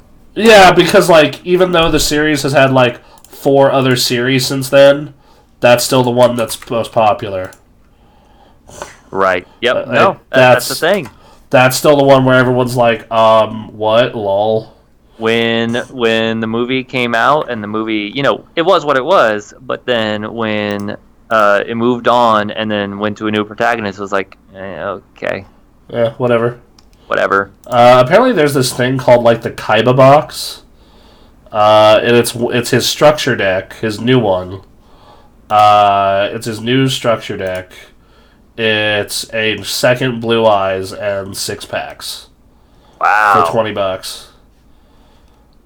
I'm gonna keep track of that for later. I'm gonna pin this tab. Yeah, like I would love to play with someone who wants to play with the old stuff. Well, yeah, like that's the thing. Like I don't want to dick around with like synchros and like all this new like we are so many like I don't even know what a link card is. It's another new type of card. Is that polymerization? No, that's fusion. That's fusion monsters. I want to play with people who fuse Pokemon, not link them. Yeah, this is a fusion still exists. Like, but like I mean, sure, but yeah, they probably added on. There's Link, and then there's Synchro, and then there's Fusion, Effect, Magic, or Spell. Like Pokemon all over again. And this is why I left. Yeah. Like, I don't give a fuck about the nature of my Pokemon. Like, what? Like, just fuck, god damn it. They had it right. Well, I mean, they added some good stuff in the second gen, but still, like... Well, they added some good stuff in, like, the later half of that first Yu-Gi-Oh! Series. Like, sure. Like, there was some cool shit there. Like, I'm not going to hate on that, but, like... There are plenty of positives, throughout the generations of all of these, but, so sometimes something gets popular in the beginning, it's because they probably got most of the things right. And yes, there's certainly room for improvement, but you've got to be careful with that stuff. Like, to be fair, like, if you want to talk about real crazy, like, I pulled up their booster packs list. They put out a new set twice a year. Okay. So, like, I looked so far back on their, like, booster pack list that I can't go to when I stopped. That's how long this goes. Man. Like, and then, like, I go to their tins. Yeah, no, don't. They stop at 2009. Way before that for me. Starter decks. Yeah, like,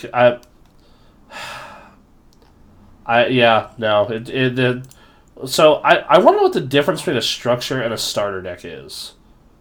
That's one of my big fucking complaints. Okay. Yeah, so but starter decks for people who aren't starting. I guess, yeah, so but yeah, so no, it's okay. So Yu-Gi-Oh's in a state right now. I mean, it's been regaining popularity a little bit, right? Yeah, like it really has. Like the Yu-Gi-Oh tournaments at our local place have been kind of popping a little bit. Okay. So I kind of shocked at that actually. I wonder if there's I got to find a YouTube video on the state of Yu-Gi-Oh for people who left. I I almost want to go out and purchase the Kaiba starter deck and the Kaiba Blue Eyes White Dragon structure deck and see what kind of bullshit I can make Sure. and take into a tournament. Well, I actually really like draft tournaments in card games. Okay. Because it's like, here is 5 packs and make a deck. Right. Like, I really like that. Because it's like, alright, given random bullshit, what can you make? Yeah. I think that's a cool idea, and it doesn't necessarily make it fair. Some people can get better odds, but it's all random, so yeah. What are you going to do? And then, after that Yu-Gi-Oh! Session, I came home, and today I had a half day at work, and that was great. And nice. I played Gears, and I'm on the last act of Gears, and I'll get to that later. Okay. So, yeah. Nice. But yeah, no, that whole experience in California, the driving, the people, basically made me be like, cool. I never, ever want to go to California again. The only exception is going to be I haven't told Ray, only reason I'm coming back here is BlizzCon. We may have to talk about that a little bit later. Years down the road. I mean, maybe in this podcast, but also yes. Yeah. So, speaking of Blizzard. Uh-huh. God damn it. Only lead one place. Only good things. So only good things. I love when we record these podcasts on Sunday morning or Monday night. Yes. And post on Tuesday. Yep. Which is enough time for a shit storm to happen. Man. And resolve itself. Ish. I don't know if it resolved itself. It's resolved enough for we're not going to get any news from this for a while. Other than the protests at BlizzCon. That's a thing. Yeah, BlizzCon's coming. So, basically what happens is sorry, I'm pulling up the Blizzard Reddit. Okay. So, a Mr. Blitzchung, it was a professional Hearthstone player. And he won a tournament, and basically he says pulled out at the end of the interview. Blitzchung pulled down his Hong Kong protester style mask to yell "Liberate Hong Kong, Revolution of Our Age." Yeah. Then the stream quickly cuts to commercial break.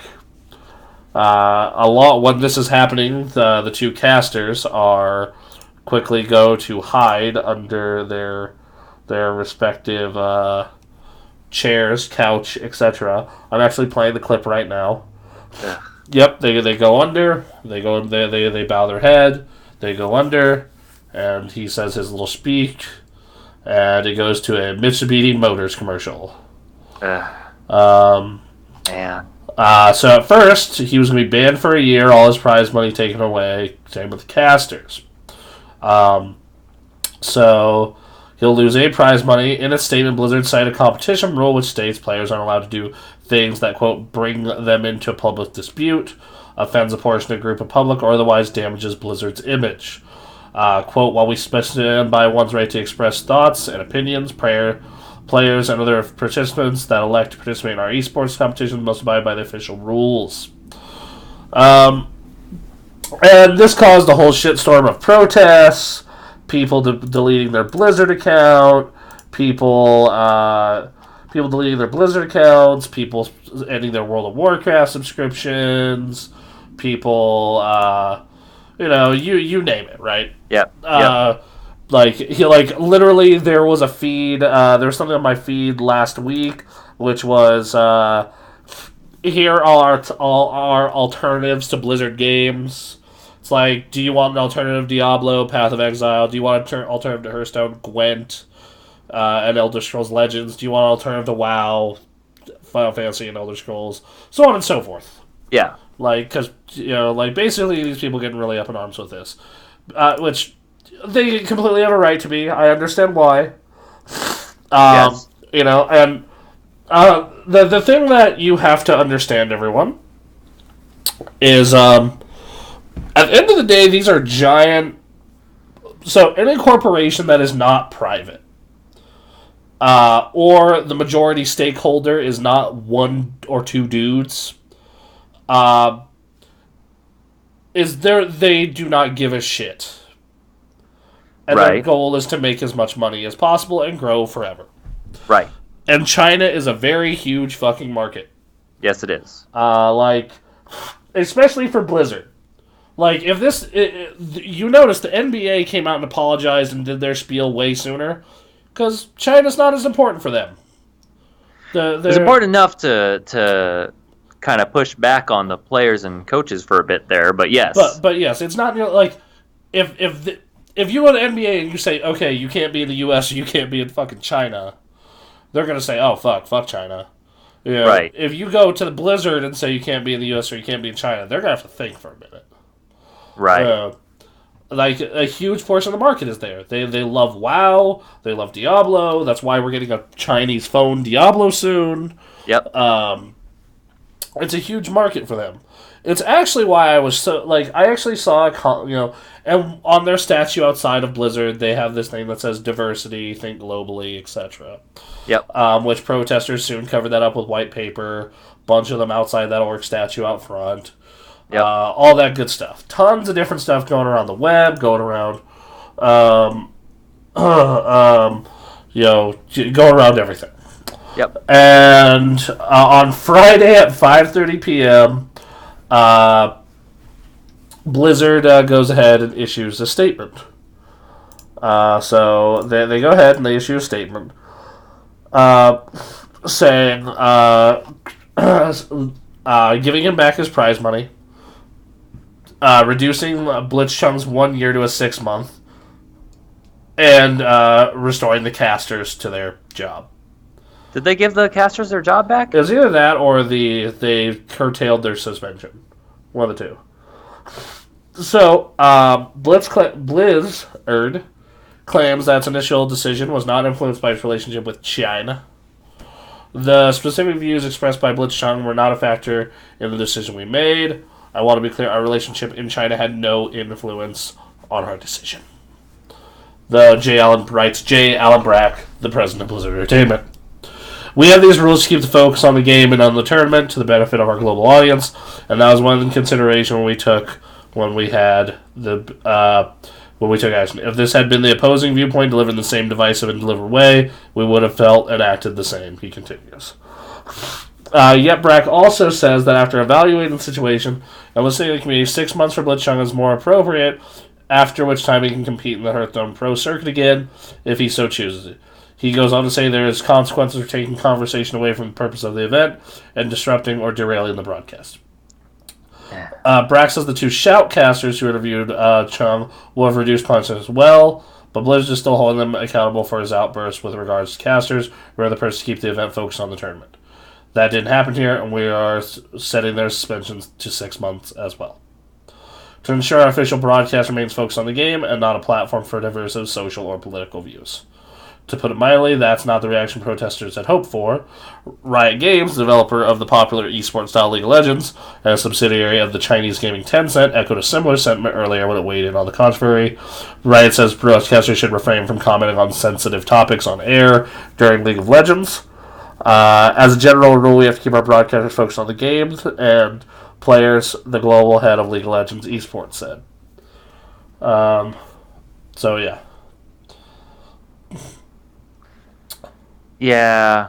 During this, Blizzard had multiple walkouts, condemning its actions.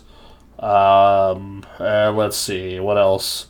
Oh, and then because he owns 60% of the company, Fortnite owner and Tim Sweeney was like, nah, Epic would never do this, to pile on. Right. So, what's your thoughts, buddy? It is not a good look on Blizzard's part. No, this does look like shit. This looks terrible, especially when you have art at your headquarters and games that promote messages that don't seem to be in line with this. Yeah, all of Overwatch. Right. And a lot of Warcraft 3. And you know what really sucks? Hey, guess what's in 2 weeks? 2.5 weeks. BlizzCon! The BlizzCon. The big event where you announce all your new shit. Which would... Yeah, and that was coming off of a year where the whole Diablo thing happened. Yeah, you had probably your worst BlizzCon ever the previous year. Because outside of a bunch of stuff from the Classic team, Warcraft 3 Reforged and World of Warcraft Classic, people kind of shat on you. Yes. Especially because your big announcement was a fucking phone game. Right. And then you come out, and for the first time ever, you're doing 2 waves of tickets at BlizzCon. You're finally doing a VIP badge at BlizzCon. So people were not particularly happy about that. Right. For those of you who don't know what that was, I'll pull that up from earlier in the year. Hold on. Mm-hmm. But basically what it was is they're going to have this special zone where if you pay, I think it was like $300, it was like $280, $300. It was a special pass where you got access to like a lounge and to meet developers and free food, and you got in to buy shit from their gear store early, and you got access to the online gear store early, and a bunch of other stuff. Okay. Right. And no, this is also a very big BlizzCon because it's also the 15th anniversary of WoW, and WoW Classic is doing great, and you have and it's the 25th anniversary for World of Warcraft. It's kind of a big fucking deal. Yes. And to have this come out 2 weeks before, there's going to be protesters outside of BlizzCon. Absolutely. There is.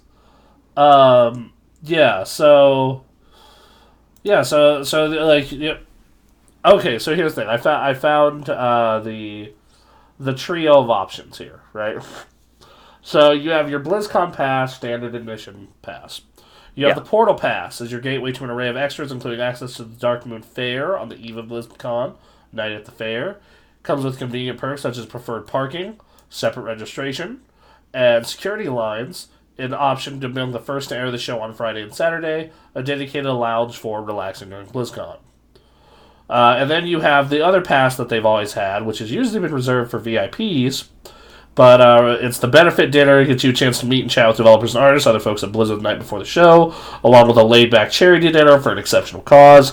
The BlizzCon your BlizzCon benefit dinner purchase also comes with entry with all the Portal Pass perks, and all the profits go to the CHOC Children's, whose mission is to nurture, advance, and protect the health and well-being of children. So, that's, oh,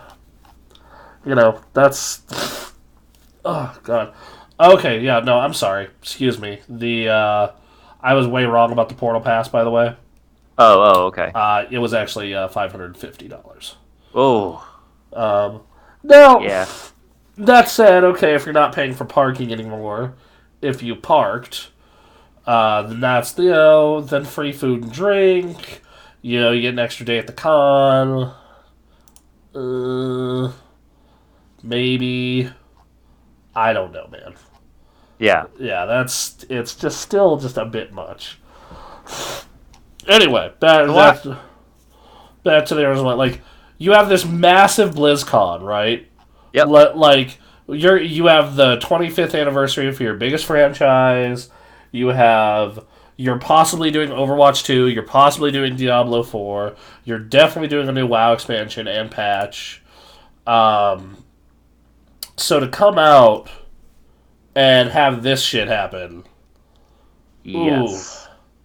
It's going to be an interesting convention to follow in the news. Now they are going to be... I bet you they're screening anyone who asks a question there so hard. they're going to probably be trying to control the hell out of this event. Especially after last year's BlizzCon with the whole, like, the guy asking, so is this an early April Fool's joke? Which, I mean, yeah, bro. Yeah. So, yep. Like, I don't know. It's...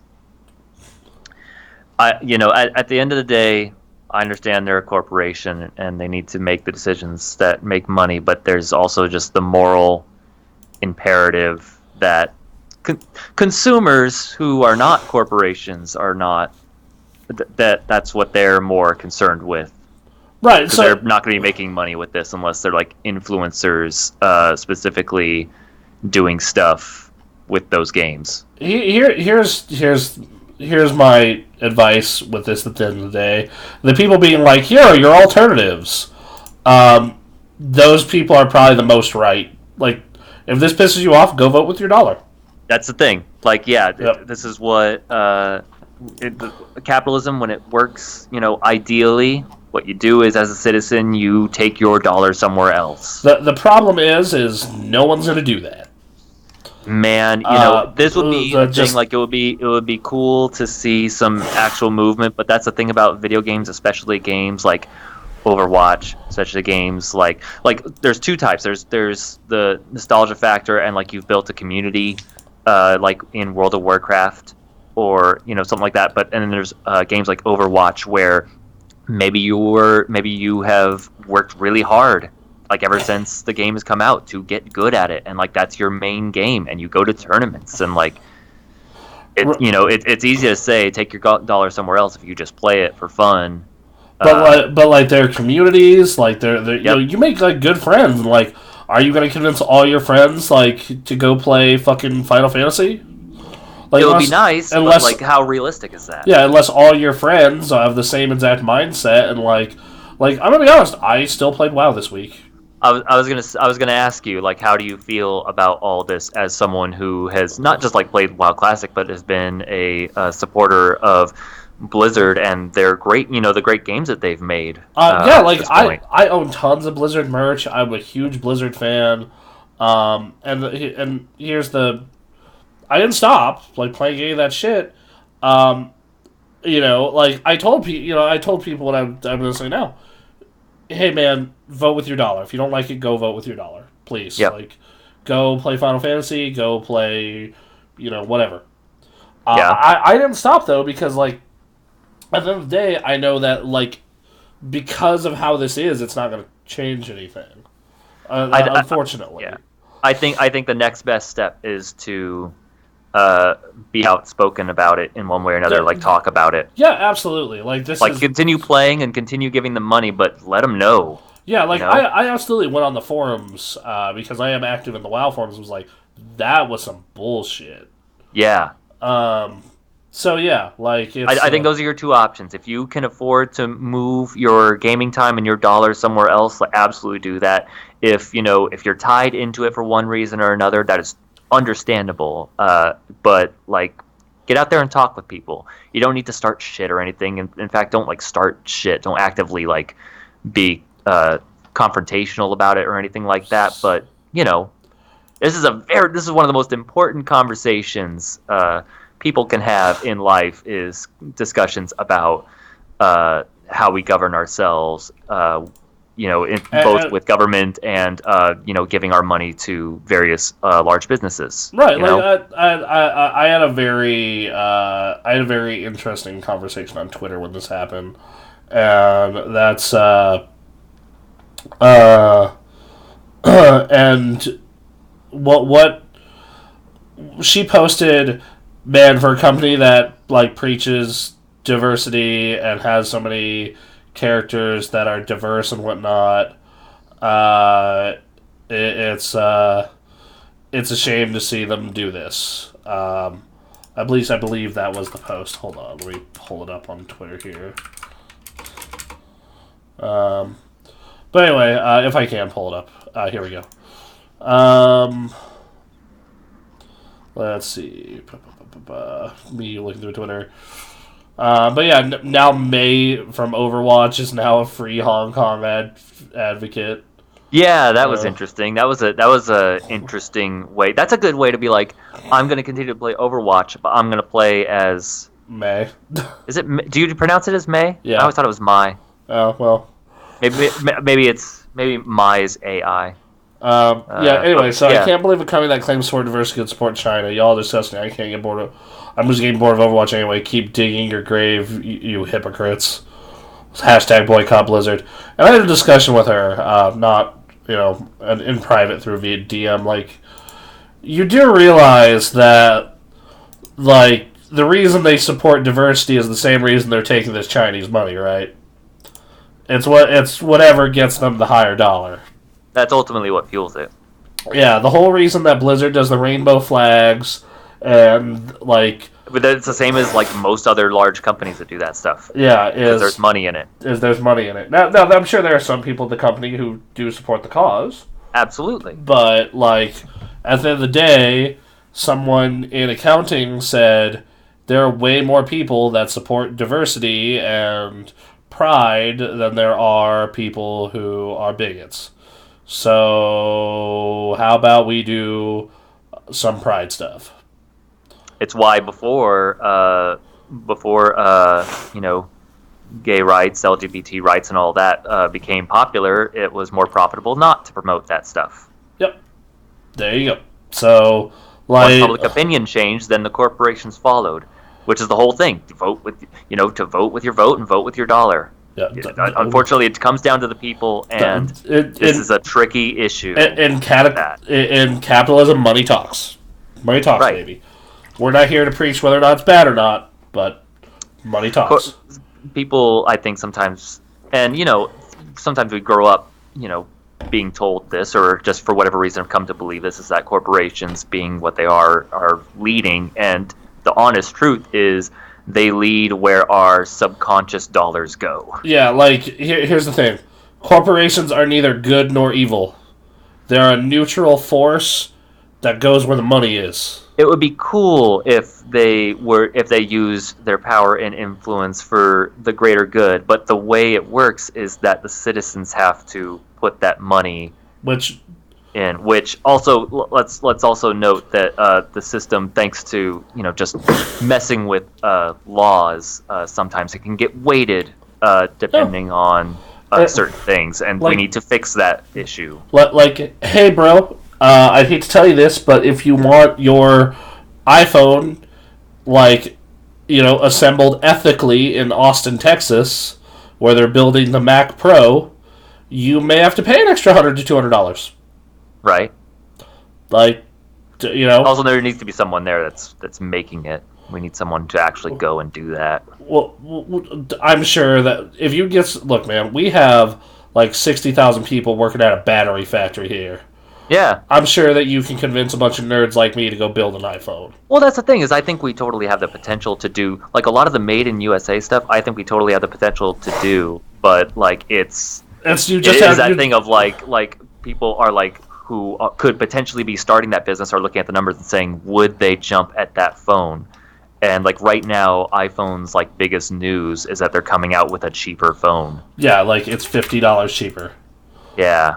Versus, all right, let's say... So, here's the thing. Most people buy their phone on contract, so they don't look at the sticker price at all. Right. Because, I'm going to be honest with you, $36 a month to me ain't shit.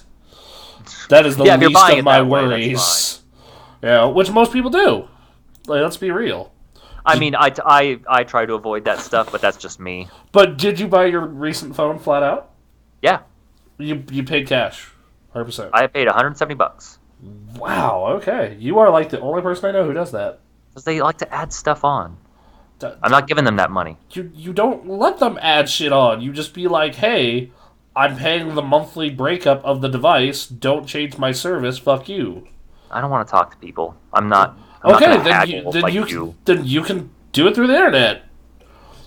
Just go on. I don't know who the fuck you have for phone service, but I have AT&T. Go on the AT&T website, say I want a new iPhone or a new fucking Samsung. Say I only want it added to my next plan. I only want the value of the phone, and they ship you a phone. It arrives 2 days later, and you have a phone.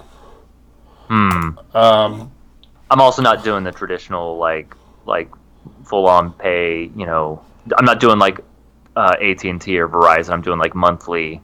you're doing one of those services. What's it called? I know what you're talking about. I don't know what the name of that service is called, but that's how I do it. Okay, yeah. See, I'm on a monthly bill, homie. Right. So, but like the vast majority of people I know, like they have AT&T, Verizon, T-Mobile, whatever, and they, when they're ready to buy a new phone or just want a new phone, they go and they have the ability to do it on contract. They go, "Hey, Mr. AT&T man, will you give me an iPhone for $41 a month or $35 or whatever the hell it is?" Right. And they go, "Yeah, sure. You want to know why? That's a whole lot better than paying $1,250." Well, right, but I'm also not. Good Lord, that's something I've not been able to reconcile with the modern day is paying that much for a phone. Still, You and I had this conversation with you. These phones when these damn things came out. Yeah. The real answer is get an 11. It's $700. That's still a lot to me. That's a lot of money. That's a lot of money, but that's it's on an AT&T contract. It's $25 a month. Yeah, that's true. Yeah. Which, I mean, if you are a grown adult who is not in a mountain of debt, look, you made your own decisions, you do what you gotta do, I understand. Hey, man, I have a bunch of hospital debt. Like, if you're in that situation, I get it. It's rough. Yep. If you're a grown adult with a semi-decent job, $25 a month shouldn't be that big of a deal.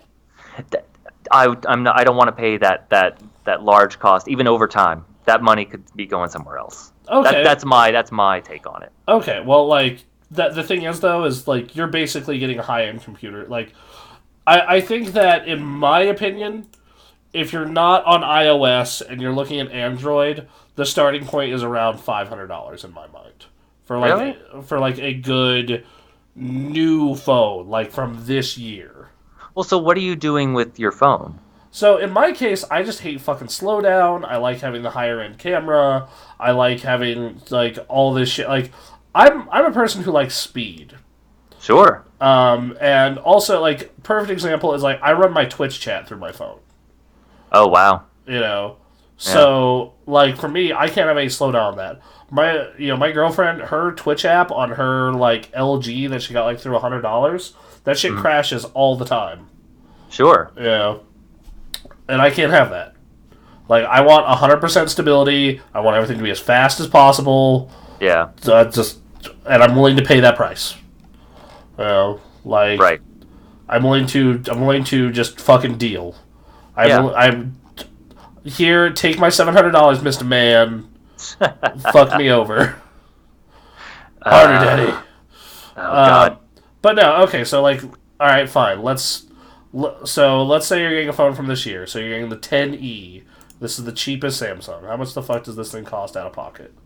I'm very fucking curious. Sure. I also want to state really quick while I'm thinking about it is that another barrier to being able to vote with your dollar is the growing income inequality that's causing us to not be able to... Oh, if we're going to have that fucking conversation. Yeah, I don't want to get into that conversation, but like, yeah. Yeah, well, like, the thing there is that is another product of, like, vote with your dollar, in a lot of ways. Alright, so I'm going to what would be, let's see. So I think an A10e is a little too low. So we'll go a phone from last year. We'll go a Galaxy S9. A little too low? Like, specs aren't high enough. Like, okay. It's a... To do what you're looking for. Yeah. So, like, let's go a Galaxy... So, yeah, $600. Man. Yeah. Yeah, like... And the thing is, like my phone is my primary camera, and I like my pictures to look fucking real clean and good. Like, I know, I know Greg Miller posted a picture of, like, here's what it looks like on, my iPhone from, like, 3 years ago. Here's this year. And it's, like, a night and day difference. Oh, man, the cameras that have been coming out on these phones have been unreal. Yeah, like... And, like, I'm like, well, I do want that hype as shit camera. Sure. I'm not gonna lie. Yeah. So yeah, I get it. Um, and the thing is like, yeah, like and to be fair, you are paying for a fucking basically miracle of technology. Well, yes.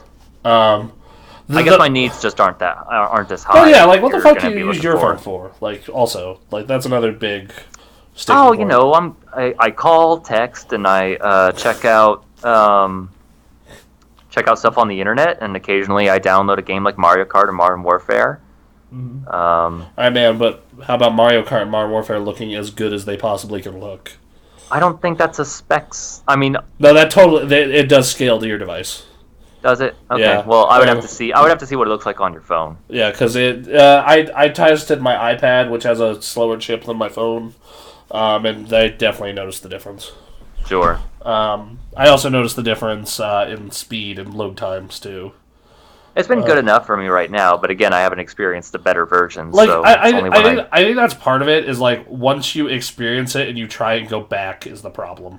Sure. Like it's like when you fucking experience like the high end PC gaming shit, and you try and go back to like 30 FPS at 1080. Right. Like you're just like fuck. I'm ruined. I am now adopted to the new standard. Now I'm fucked. Right. And here's the thing, like, typically the higher end phones get good ass promotions too. So sure. like I pay for my mom's phone bill. Like she's on my plan. So like when I buy a new phone, she typically gets one as well for free. So let's say like I were to upgrade this year instead of next, I'd be getting I'd be spending the equivalent of $1,000 on a phone, and she being a $700 phone for free. I see. So, in that case, like eating the cost is a little less, Such when shared between the two of you. Yeah, like like she, getting a $700 phone free. That makes my phone $300, right? Right, that's how that works. If you're getting a $7, okay. It's too late. I can't do math. All right, it's been a long day at work. If I buy an $1,000 phone, yeah, and I get a $700 phone free to give to my mother, yes, that makes my phone $300, right? I think it makes both your phones $500 each. Okay, that's how I was looking at it. Okay, sure, why not? Sure. Which is still, a discount for both. Yeah, that's yeah, fuck yeah. Okay. No, that's a good deal. That's I think that's another reason why I'm like less mad about it. Because I'm just like, yeah, okay. Yeah. I see there are ways to do it. I'm just but yeah, I'm not in that kind of place where I can be comfortable enough to do that just yet. Well, I mean, I think it's a difference in city as of right now / rent situation. Well, right now, yeah, that's very true. Because like, one, my rent's already cheap, and then I have a roommate, which makes it even cheaper. And then two is the fact that my city as a whole, while getting significantly more expensive every day, yep, is still cheaper. Yes. I think once you get out to like the burbs, you'll probably be in a better place to do some of this shit. I don't know. I think I'd have to move pretty far out of the burbs to get the benefits. Well, where are you looking at? You said international? Honestly, I don't see myself going too far just because I have friends in the area, but just enough to honestly, I'm just looking to get into a newer building with good internet. Fair enough. That's really the primary concern. Yeah, see, my problem with that city is my friends are spread all over the fucking place now, too. Yeah. Because I know a dude up in Everett, I know you in downtown, I know someone down in fucking Auburn. Yep. So it's just like, yeah. Oh, yeah, your friends get spread out. Yeah. That's what's happened over here. So. Well, I mean, at least it's not LA spread out. Right, exactly. Like... Anyway. I live in San Gabriel, and you're in, South LA. Never gonna see you again. Right. So. See you on Discord. Yep. Hope you like the internet. So. Anyway. A news story came up an hour ago. Blizzard cancels Overwatch launch event at Nintendo World Store. Well, yes, because they did not want a bunch of angry New York protesters. Exactly. Yep. All right. Once again, vote with your dollar. If you vote with your dollar, if you can't vote with your dollar, then just talk. Well, in this case, I feel like voting with your dollar is a little easier. Because, Well, are you going to be voting with your dollar, Bronson? I mean, yeah, I can go play Destiny. Are you gonna? I have been. Are you going to end your subscription? No, no. WoW? I told you why I'm not, though. I know, but that you just said that voting with your dollar was easier. I'm saying it's easier because, the hurdle to go get another game is not the same as the hurdle to get another $1,000 phone or, a new car or fucking something. I mean, yes, it's easier compared to that. Yeah, I was talking about between talking about it while still paying money. Right, I'm saying that, here's the thing. I told you why I'm not, but, if you're that upset about it, then yeah, absolutely, fucking cancel your sub.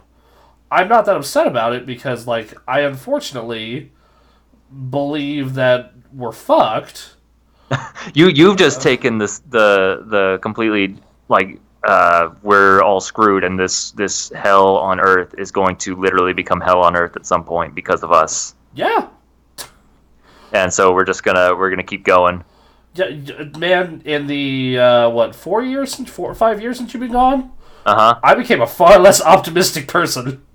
I don't think you're the only one in the last 4 or 5 years that has felt that way for sure. I used to be full of hope and optimism, and then, boy, fucking howdy, especially after my last 2 jobs of being a caregiver and now working in insurance. Yeah. Woo, boy. I know. Those 2 just fucking... And then this recent trip to California, seeing other slices I think it is humanity. important for us to talk about these things when... Oh, no. What? What's up? What's up? Oh, no. Hello? Test. Hello? Test.